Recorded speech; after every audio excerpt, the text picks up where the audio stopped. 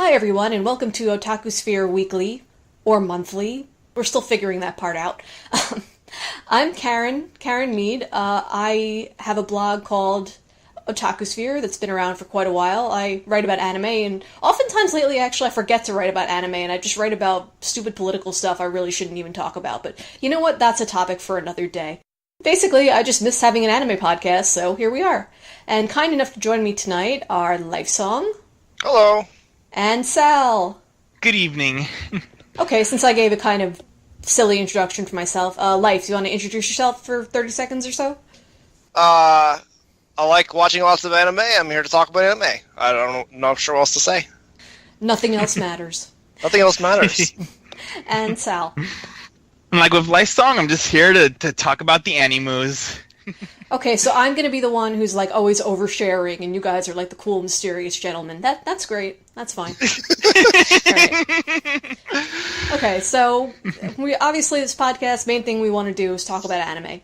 As some of you who follow my blog may know, I had a baby recently. She's 5 months old now, and while I was pregnant, I wasn't really watching much anime, and the past couple of months, I really wasn't watching much anime. It's only in the past month or two I've really started getting back into it, so I kind of missed a lot from the past season or two. But one of the shows I did just catch up with is Dagashi Kashi, and I think we're all watching that, right? Yes, no, maybe? I've watched about half of it. Oh, okay. I just started watching it today. You guys, okay. There you go, cool, mysterious gentlemen, don't have time to watch anime. No, I'm kidding. Well, we've been watching stuff.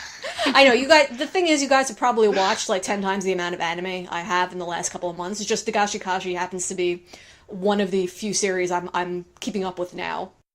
But what I like about it is, it's kind of a rural slice-of-life series, kind of like the way Non Non Biyori is, but whereas Non Non Biyori has that problem where, even though it's cute, it can be kind of boring because there's like no real theme to it. The candy theme in Dagashi Kashi keeps it like just centered enough that it's not just complete fluff. Like the fact that you're always learning about like all these different candies that being Americans we never get to eat. It's kind of it's like just enough structure to keep what's basically a slice of life show. It's a slice of life show afloat. Sal, even though you just started it, what are you thinking of it? Pretty much the stuff you said. Like, it's a really good show. Like, if you want to learn about Japanese snacks, just check this show out. Like, the main girl, just like her obsession and enthusiasm with snacks is just like, you hear her talk, you're like, I really want to eat what she's talking about. Yeah, exactly. It makes you want to place a huge J-list order. Yeah, I was about to say that too.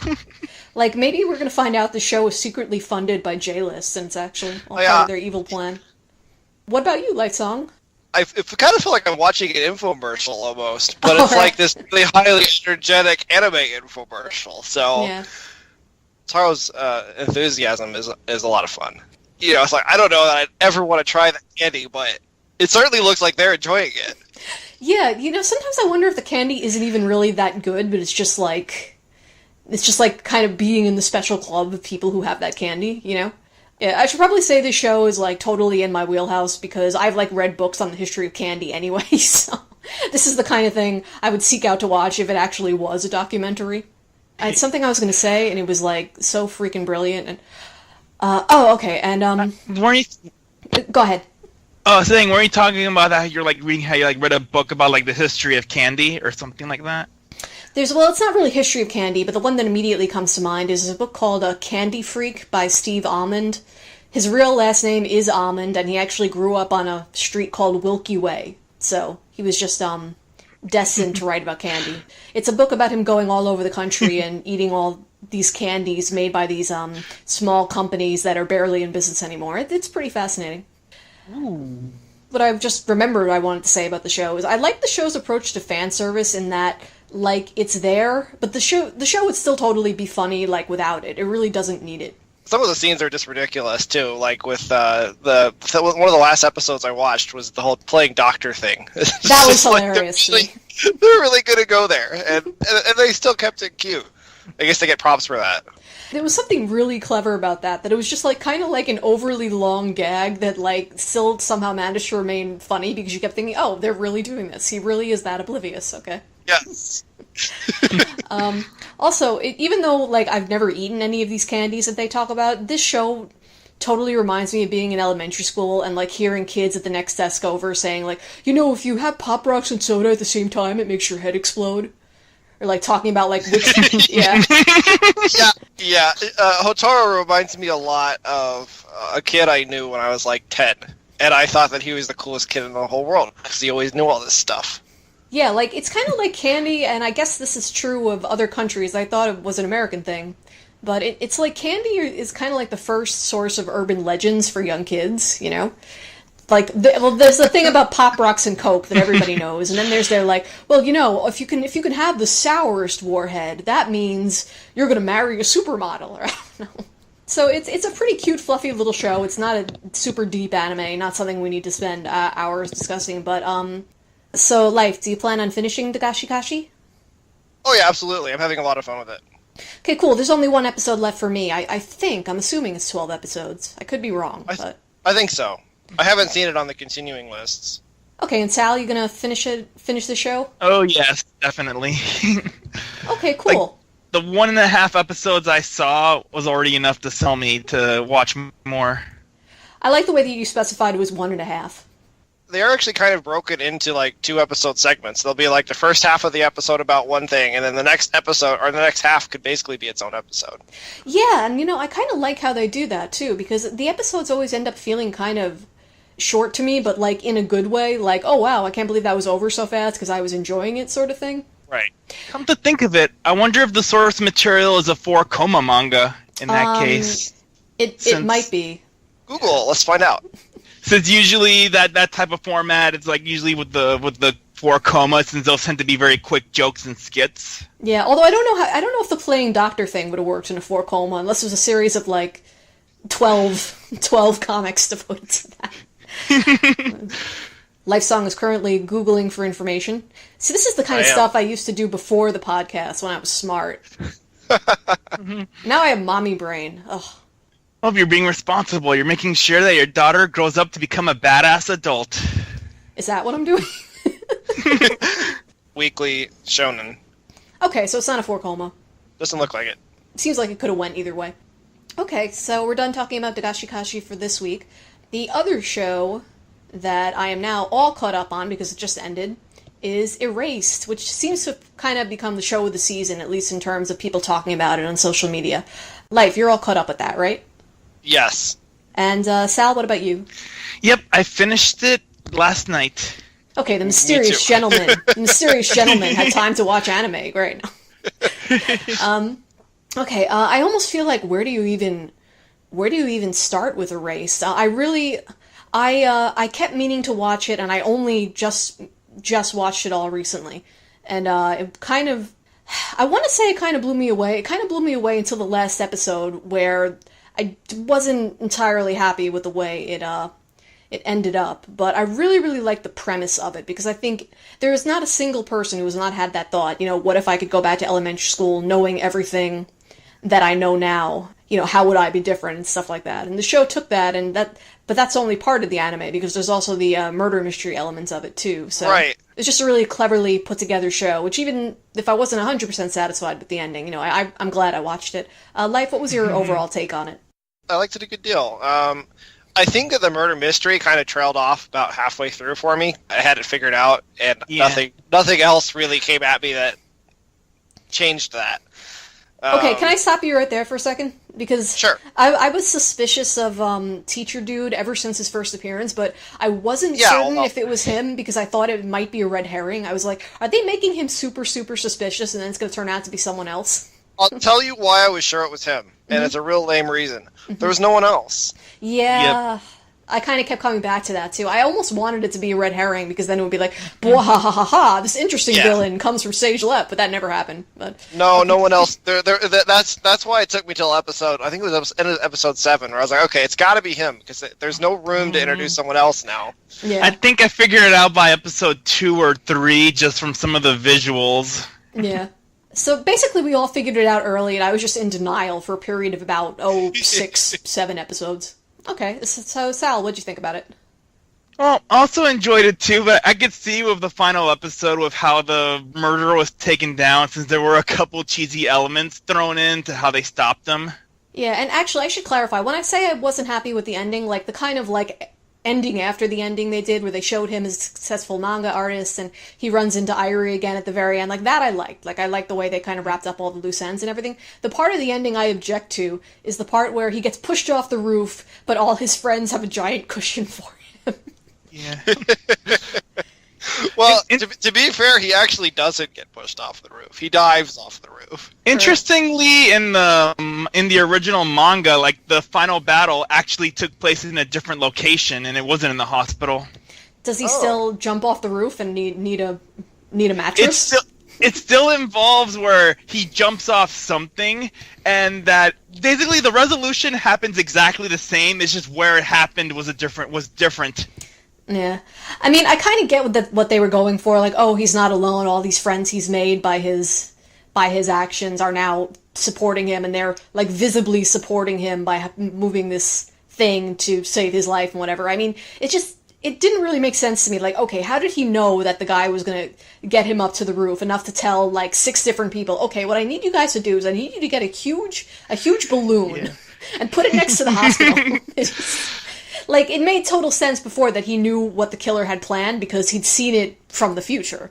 But apparently he just still knows exactly what the killer's going to do, even 15 years later. So I think they could have found a more elegant way for solving that. That was pretty convenient, you're right. Mm-hmm. I think it was more of because they hit the 12-episode mark, and maybe that was all they had to go with, so they had to go with that idea. Because I actually went and read the manga's final arc, and there was a little more build-up towards him planning on how to actually take down the killer and stuff. Oh, really? Yeah, it did seem kind of abrupt. It would make sense if there were things cut out.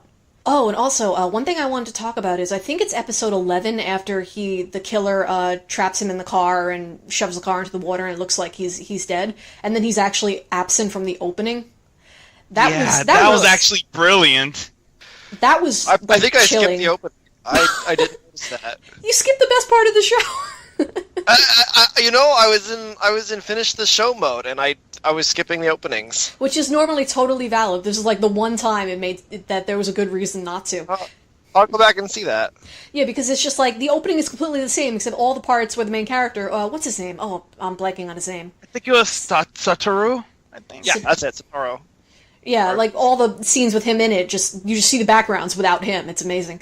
But the thing is, after that happened, I really thought that he was dead, and the last 2 episodes of the show were going to be like his mom and his friends trying to wrap it up. So like, this is going to sound perverse, but like, I was almost disappointed when he was in a coma.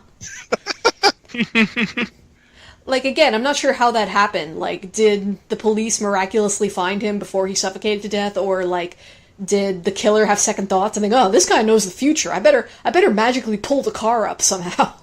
Just a little, not really entirely sure how the mechanics of that worked. Yeah, I got the impression that the killer was kind of just gambling the whole time anyway. You know, he wasn't really too concerned about finishing him off. So, one thing I wanted to bring up with the show is, I mentioned that it's got this idea of kind of going back to elementary school, knowing everything you know as an adult, and then there's the murder mystery side of it.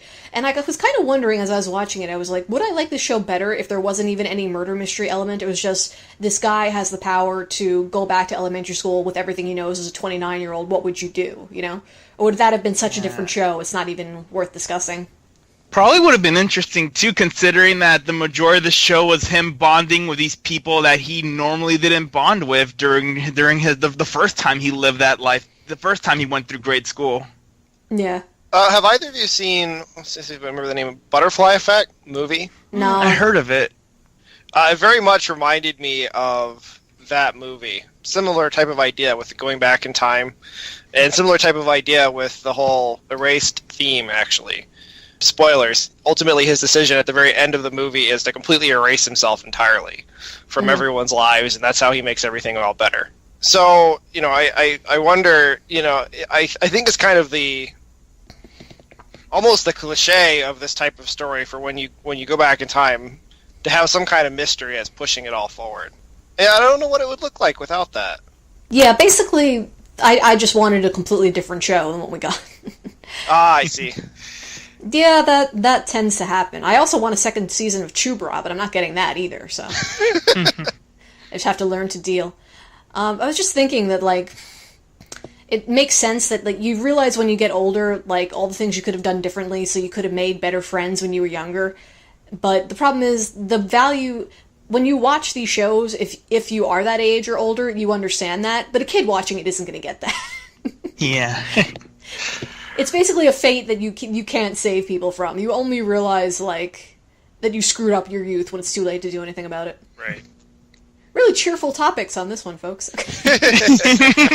All right, so those are the two shows we really wanted to discuss. I don't know, maybe we'll come back to Erased, because I feel like it was a pretty significant show. Definitely the one that kind of the...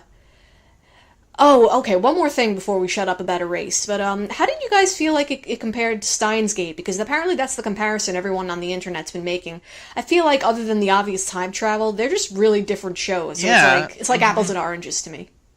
The end of Steins Gate, the later part of Steins Gate, I can see a comparison. The earlier parts of Steins Gate, not so much.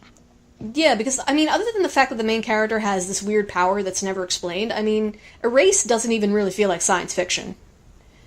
It's like, he can go back in time, but other than that, it's everybody's motivations are... It was more drama. Yeah, it was more of a drama than a mystery. And I think that's why we're sitting here saying we liked it, even though we figured it out halfway through. Yep.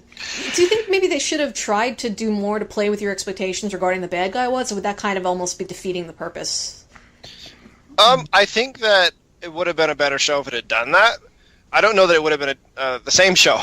Yeah. Like you know, a lot of the mystery was really driving the drama, and it really does tail off into the drama when you figure it out, or at least when I figured it out. So I don't know. Gotcha. Okay, so that's it for our first segment. When we come back, we're going to discuss what looks good for next season and what we're terrified of. I just remembered I have to clean up the kitchen after we're done recording this. That sucks. Let's just podcast forever so I never have to clean. Alright, so we're back with segment 2, and the exciting topic for discussion is there's a new season of anime coming up. Because basically every time you blink, there's a new anime season coming up. It's a good thing and it's a bad thing. I'm going to have Life start on this because he's done, I think, the most research into the next season. But before he goes, I just want to say there are an awful lot of shows this season that are like 1 minute long, and I don't understand that at all. That's messed up to me. Yeah, oh yeah, there's been like a recent trend of like a lot of anime shorts like finally surfacing. Well, some shorts make sense. I mean, I can't remember the name of it. Muromi-san, the one about the mermaid a couple of seasons ago. Oh, I love that. Yeah, that was great. That was a half episode length, 15 minutes, and there was I can't understand what my husband is saying, which is 3 minutes, but worked for the format. But it's like, okay, 1 minute, now you're getting carried away, guys. Like by the time the opening is over, the show's over. Yeah, when it's 1 minute long, do they even have an opening? Yeah. But okay, I just needed to get that off my chest. Life, tell us what you're particularly looking forward to for the spring 2016 anime season. Oh god, that's a huge thing. Wow. You know, I think the thing I'm actually most excited for, which I know this is weird, it's Kuma Miko, which Girl is Meets Bear. Girl Meets Bear. Yeah, I know that's an odd thing to get excited about, but I read a little bit of the manga a while back, and it's just really funny. I actually have good associations with girls and bears together because of Dingetsune a couple of episodes back. That was a girl and, geez, was it a bear spirit or a fox spirit or something? Wasn't it a fox? I think it was a fox. Okay, fox, bear, same difference. Same idea.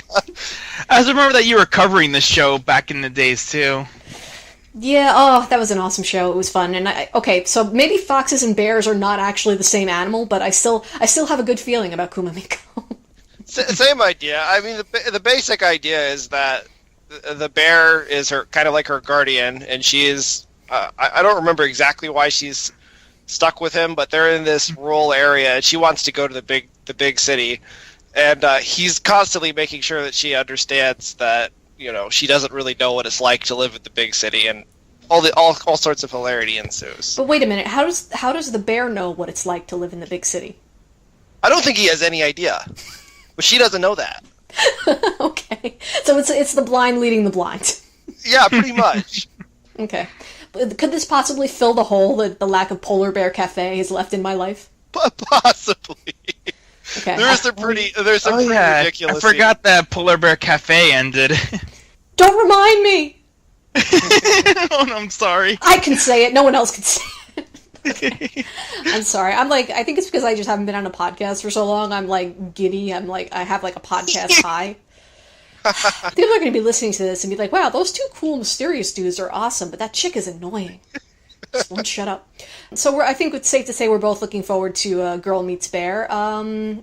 And I don't think it's weird at all that that's your top choice, because a lot of the other stories, like, it's hard to tell from the descriptions whether they're going to be any good or not, whereas Girl Meets Bear, it's like, okay, that's different, that stands out. Kind of like I don't even need to take much of a gamble here. I know I'm going to like that one. Yeah. There's a lot of other stuff too that looks cool. Kid's Neighbor, which is Trigger's new thing. That's Trigger? Okay. Yeah, it's Trigger. And Mari Okada as well. It's Mari Okada. My understanding is that Trigger's big shots, their big industry guys that started Trigger, are actually off on another project. So I'm not really sure who's making the anime. Oh yeah, because there's also another Trigger show airing this season as well too. Yeah, there's their short, and there's I can't remember the name of it now. A new project they just announced they're working on. Was it Space Patrol Luluko? Because that one's also airing this season as well. It might have been. I don't remember the name. That doesn't sound familiar. Space Patrol Luluko? It would be a short. Oh, okay. That probably explains why I don't remember, because I saw so many shows that were 1 minute, 5 minutes. Just I don't care. And I think it had a preemptive premiere during, I think it was Anime Boston. Oh, really? Oh, did it? Okay. It just, Kid's Neighbor, I mean, the premise is interesting. It sounds like a terrible idea. They're going to take these kids, give them all this technology that makes them share all of their negative feelings with each other, and they're doing it for the sake of world peace. That kind of sounds like the opposite of what you would do for the sake of world peace. Yeah, it does sound like the opposite of what you would do, which maybe that's the point. Okay, I'm on board now.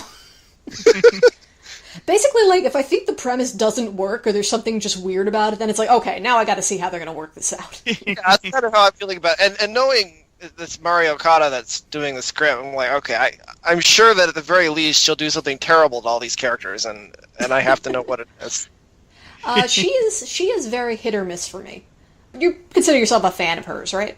I would, yeah. Yeah. I don't actually like everything she makes, but I like more than I don't like. Well, she's become so prolific, I think it would be impossible to like everything she makes. But I really liked Pet Girl of Sakura Sao, for example. But oh shoot, what was that show about the fish One that people? I didn't finish.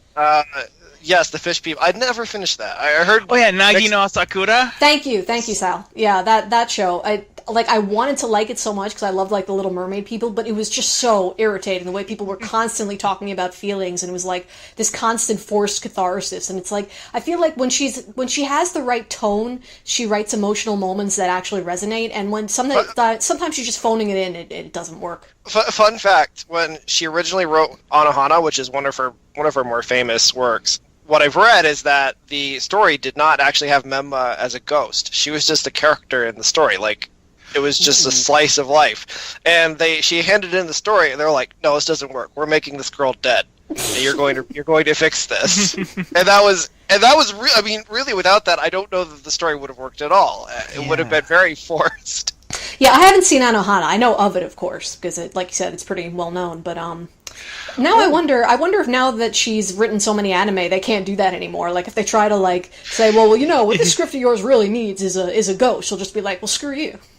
Yeah, I don't know if that's the case or not, but she is a very prolific writer at this point. That's for sure. She's in another show this season too. I forget which one it was. Yeah, what must her life be like? I wonder. She wakes up at 9 in the morning. It's like, okay, I got to write 12 episodes today. It must be. She must just be a machine. I don't know. Yeah. I'm imagining cyborg Mari Okada.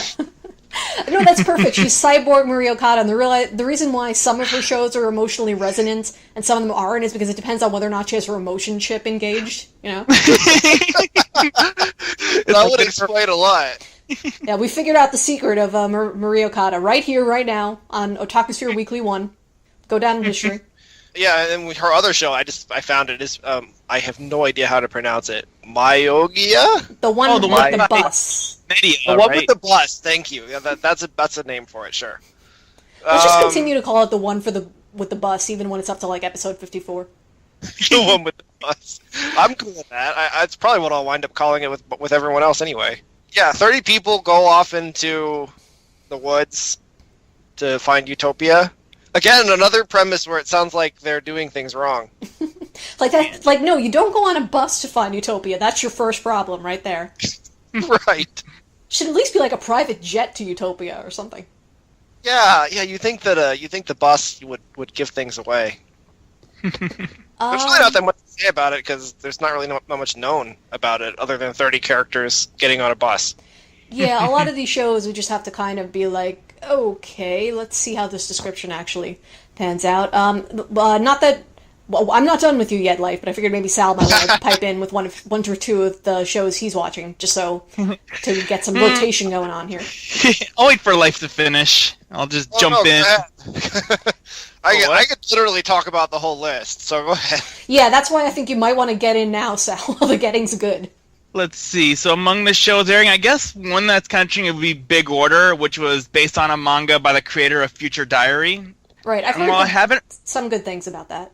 Well, I haven't read Big Order. Like, I heard from a lot of people that, like, the story and premise, it shares very similarities with his previous story, since I think it does have, like, the Battle Royale, like, setting and a bunch of people who are trying to survive. Right. While trying to screw over a bunch of other people in the process. Do you think it's going to be really violent, though? I think it'll be psychologically thrilling. Like what's another good, like, Future Diary is violent, but not in the same way you might be thinking. Like, it's not Battle Royale. Okay, that's the only thing I'm really concerned about. I can handle a little violence. Just actually, one show that I stopped watching for the violence was Baccano, and I know that's kind of lame because everybody who loves Durarara is like, oh, Baccano's even better, but I could not get into that show. It was just too. Ugh. Anyway.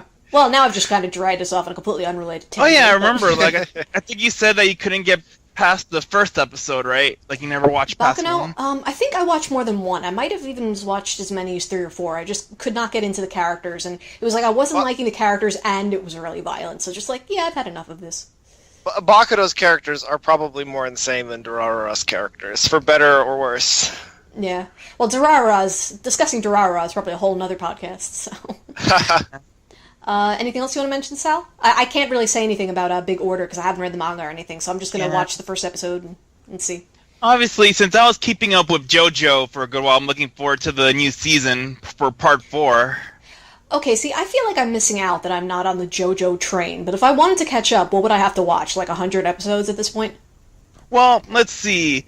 Alright, the first 2 parts of JoJo was, like, compiled into, like, a 26-episode series, and then Part 3 is, like, I think 50 episodes, so I'd say it's, like, around 70-ish. Oh, jeez. I said 100 is like a joke, and I wasn't far off. Could I just watch Diamond is Unbreakable coming into it knowing nothing, and then just see what happens? I don't know, like... I don't know anyone who's done that, because, like, the thing with JoJo is, like, even though, like, every series is a different character, like, the events, like, the way how the things were resolved in each part kind of plays a role in the next part. Yeah, but I don't have to know what I'm talking about. I'm not on the JoJo train either, and I'll share my really terrible plan for getting into it, and that is watching the very end of the 3rd arc, and just starting there. It's better than nothing. Though I think on Crunchyroll they did do like a movie compilation of like Part 1 and Part 2. Like before Stardust Crusaders Part 3 aired. I don't know, maybe I'll just like, I don't know if I'm actually going to really make the effort to catch up on it in any real sense. Maybe I'll just watch an episode or 2 of it just to see if it's something I might want to catch up on in some form. Like I basically don't know what I'm talking about right now. I just know that JoJo is a thing that a lot of people are really basically if you like over the top muscular guys fighting each other while doing fabulous over-the-top poses with campy dialogue, it might be up your alley. I can go for that from time to time. I need my dosage of muscular men on screen from time to... What, did I just say that? Okay. Anything else you want to mention, or should I babble about some of my shows? All right, I guess it's your turn, Karen. The one I'm actually most excited for, and again... this is maybe a weird choice, is Sancha Sanyo, just because it's from the same mangaka who did Engage to the Unidentified, which I love. It's like one of my favorite shows of the past 5 years, so I haven't read... I'm sorry? That was a Doga Kobo show from 2014, right? Yep, same studio here, too. Yeah. Cool. And as much as I would be really excited if we were getting a season 2 of that anime, because I think it could definitely have Me one. too. Yeah. But it's just that, I mean, I don't even know if I'm particularly going to like the story of this anime, but it's just coming from kind of such a strong pedigree and so many of the other things seeming really vague to me. It's like, okay, that I definitely want to watch. So it could turn out that it'll just be like, why didn't we get a second season of Engaged? Boo. But we'll find out. One thing worth pointing out is I think it's not a romance at all. I'm okay with that. It's just, does it have charm, I guess, is the question. Yeah. And another show, I wasn't excited about the show until I was doing a little bit of research today, and I read about Bungo Stray Dogs. One of the characters is named Dazai Osamu, who is a Japanese writer I actually studied in college. I really wasn't paying attention to it, and then I was like, wait, well, they made the writer a character, and apparently, like, all the characters in it are famous Japanese writers and things, so probably just for, like, lit nerd cred, I'm gonna have to watch that. As long as it's not like with your experience of Galileo. Oh, Galileo Donna? Yeah. It's just like some of those shows, oh my god, it wasn't that they were that terrible, it was just I don't even know. I'm gonna because I remember that show had some sort of historical reference to it. It was Yeah, it did. It had that much going for it. Another thing I'm sort of looking forward to, although I don't know, again, I don't know if this is going to be a short or not. Anne Happy, which Crunchyroll announced they have really early on. It's a cute girls doing cute things show, but the hook is that they're all really unlucky. Is that unhappy? Is that what they're? Is that I think they're calling it unhappy in English. I'm not sure. Oh well, I've seen it. Same thing. Yeah. I've seen it spelled phonetically as Anne Happy, but maybe it's unhappy. I don't know. I'm not sure. I'm just wondering if it's the same thing. I think it is. I mean, not that I'm super duper excited for a cute girls doing cute things show, but I don't know. I think the idea that it's not just look at them have fun in high school, but like they all are like unlucky in different ways could be funny. So, and a show I'm not really looking forward to, but because I don't know enough about it yet, but seems to be getting talked about a lot is Cabaneri, which is supposed to be kind of like Attack on Titan, which is like. I mean, I can appreciate kind of the novelty of Attack on Titan and how well it did certain things, but I don't honestly like Attack on Titan that much. I'm not sure I need another one. And it's supposed to be like the first anime to premiere on Amazon Prime. Oh, really? Oh, yeah, you know Yes. what? I knew that and then I forgot. Thank you for reminding me. Well, I have Amazon Prime, so I guess I have no excuse. It is actually also the same studio that made Attack on Titan. They're very much, I think they're being very obvious about following Attack on Titan with this. Right. So basically, if this show is bad, then everybody's going to be saying, why didn't we get another season of Attack on Titan? Maybe. Yeah, speaking of which, like, wasn't there supposed to be a new Attack on Titan season this year? Because I remember I read that a way back. Was there? Yeah. I wasn't following along at that time, so I don't know. But I mean, with Attack on Titan being as popular as it is, I imagine there's got to be a new season pretty soon. They're not going to leave that money unprinted. Have you both seen the promotional videos for Kambari? I have not watched promotional videos for anything because I didn't start watching them until it was too late, and then I was like, I'll go in totally virgin. Why not?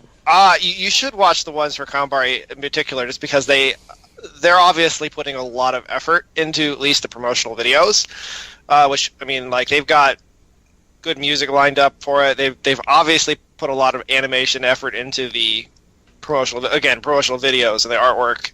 It's one of the prettiest looking shows of the new season, so it has that going for it. Okay, I'll definitely check it out then.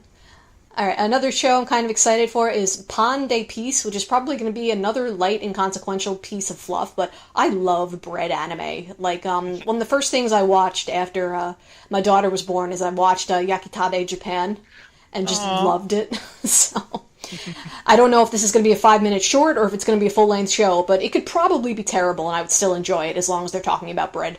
Is anyone else going to be on the bread train with me?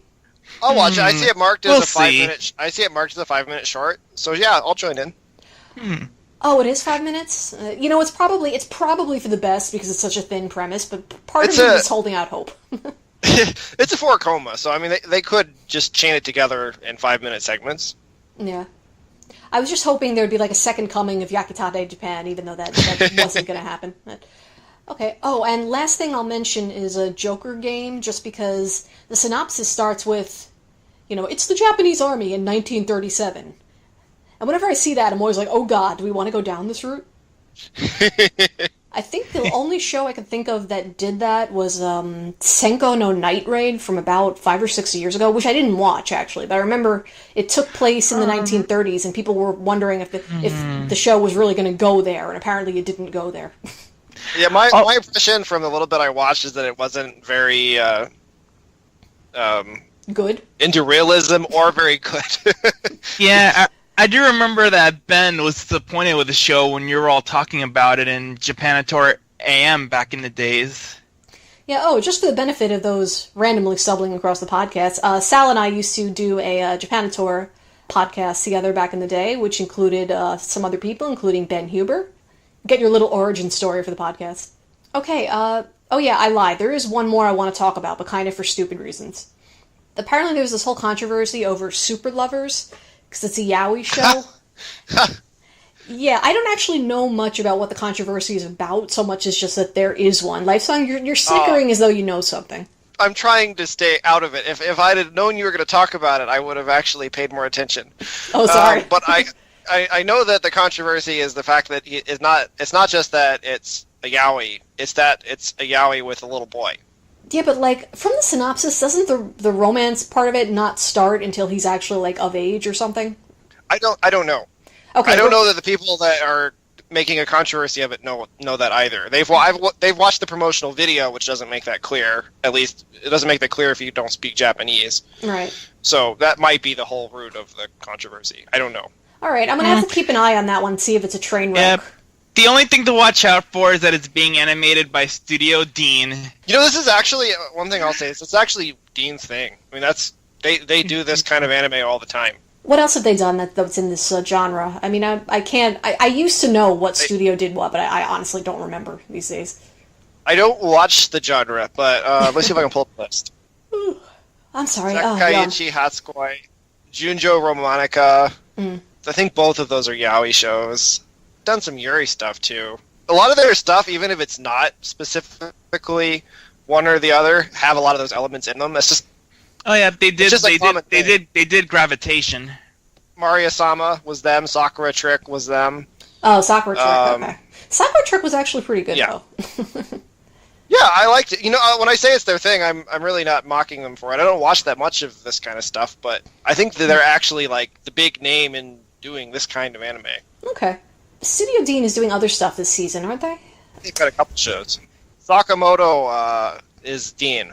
It's the show with the great... I don't know how to describe it. The super special upperclassman who does everything perfectly. Oh yeah, that's one I know people are excited about, but I just don't know anything about it. So it looks ridiculous. That's probably... I mean, it looks like a ridiculous comedy. It might be really funny. Initially I looked at it and I'm like, oh, that's a shoujo. And then I looked it up and was like, oh no, it's actually aimed at older guys. So I don't know. I have no idea what to expect. See, you'd think older guys would not be that attracted to a story where it's like, hey, here's this high school student, he's really cool. Yeah, you would think. But apparently that's the audience, so I don't know. Yeah.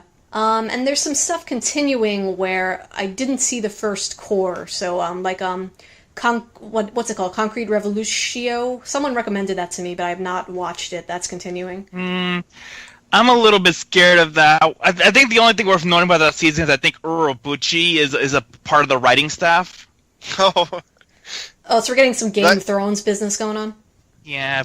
Only concern I had about the first season was that I heard that it was written by Sho Aikawa, and he was involved with Eureka 7 Ao, and I heard that was, very bad. How is he involved with it? Well, he was the head writer for the first season of Concrete Revolution. Not sure if he's involved with the second season. He wrote Owl? Yeah. Oh. all the recommendations for Concrete Revolution that I've been getting they just lost a lot of priority. Now it just doesn't mean anything to you anymore. I mean, not entirely, but close. From what you heard of the show, really did people like the first season of Revolution, or most of the folks I'm following on Twitter who, what's the nice way to put it, that I actually listened to their recommendations, they liked it. So I don't know. All right, we'll see. Maybe I'll try the first episode of the first season before the second one starts, just to see if that might be something I might be interested in. I just gotta give myself more anime homework.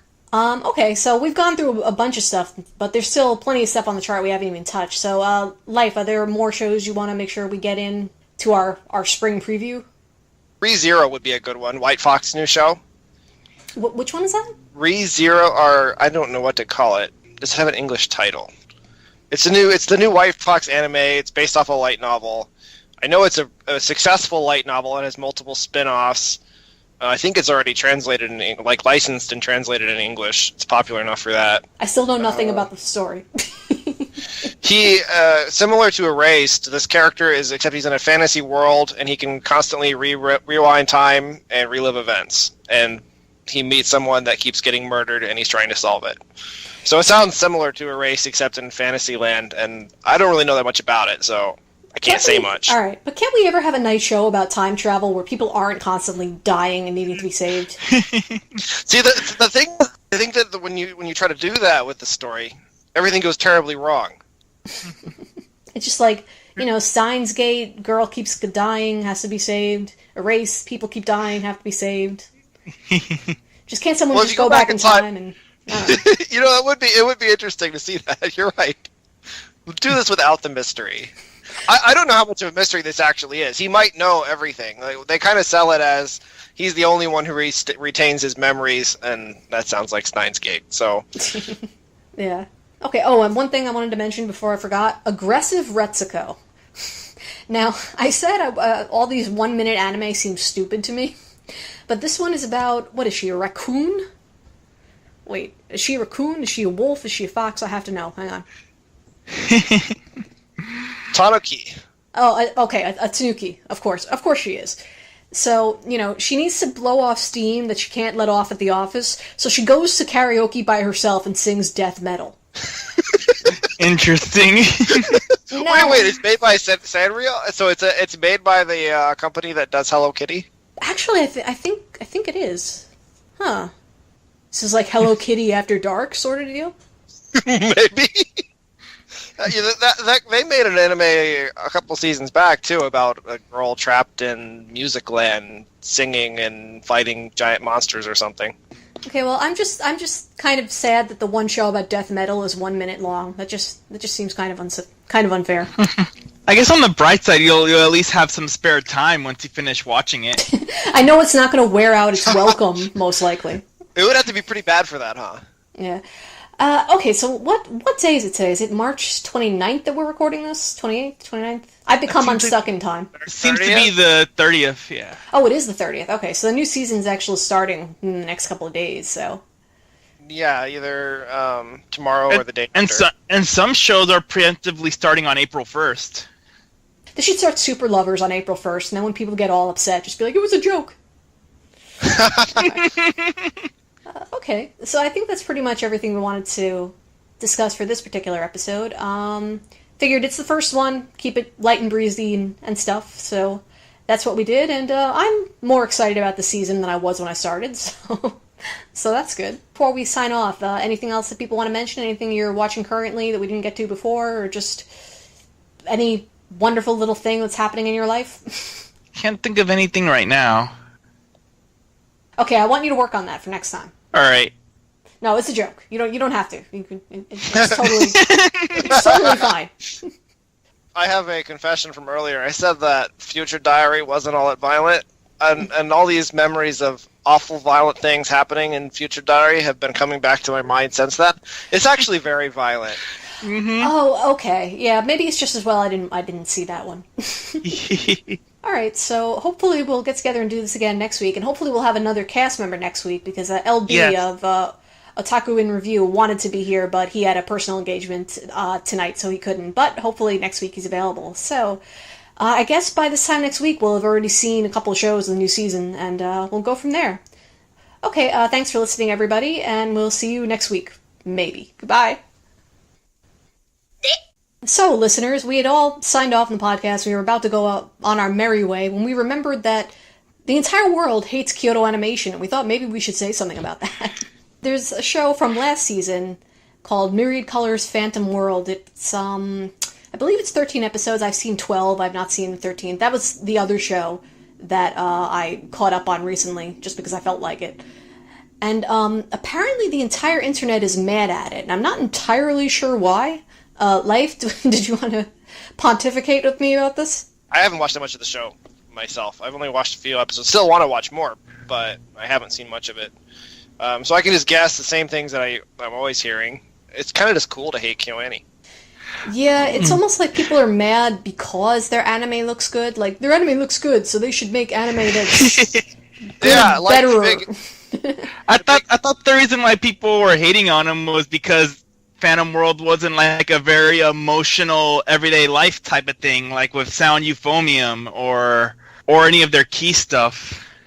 People hate the key stuff too, though. There's a much larger group that like it, but the vocal part of, maybe it's not even the majority, vocal part of the anime fandom just really hates KyoAni, and they did like Sound Euphonium, and maybe that is part of it.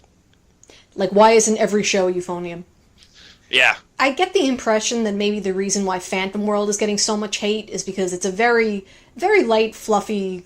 I've used the word fluffy like 15 times on this one episode. I need to expand my vocabulary. But, it's a very inconsequential, just but pleasant little diversion. I think people thought maybe from the first episode it was going to be a really serious action fantasy or something, in which case they were deluding themselves, and that's on them. Yeah, I think that's fair, because this is not the first fantasy that KyoAni's made. Actually, I think it's the third, maybe fourth, if you want to count that one they just did with the fairy, with the what was it? The one with all the rapper names. I don't know. That's descriptive. The theme park anime. Oh, Amagi Brilliant Park. Yes. So they've done several sort of fantasy setting animes now, and they're never very serious or very dark, or they're always fluffy, as light and fluffy, as you put it. Yeah. And that's kind of what they do. Yeah, and I think for a long time people hated them for not making more Full Metal Panic, but apparently that's going to happen. So, do we know that it's them? Well, we don't know if it is. They still haven't revealed the studio yet, so we don't know. Oh, okay. I thought I went off half-cocked there. I assumed it was Kyoto Animation doing that. I think a lot of people have. I don't know that it actually is, though. I mean, it's interesting they haven't announced it yet. And the fact that they haven't announced it does make me suspicious. It might not be. Mm. Yeah, that's true, I guess. Maybe it's gonna be Dean. Oh. we pulled Gonzo back in. You guys wanted Gonzo, right? Who? Yeah, that was the studio that did the first part of Full Metal Panic. What have they been doing lately? Because the last thing they still exist. The last thing I heard they did was that Dog Scissors show, which I heard wasn't that good. Dog and Scissors, yeah. That was an anime. That was an anime. Okay, so I think we can all agree that while other people may hate Kyoto Animation, and it is their right to do so, we don't really hate them, right? Yeah. I don't. Yeah, we're gonna give them the chance. Okay, so now we're gonna end on that note, which is better. Give peace a chance. Okay. Good night, everybody. Take care. Good night.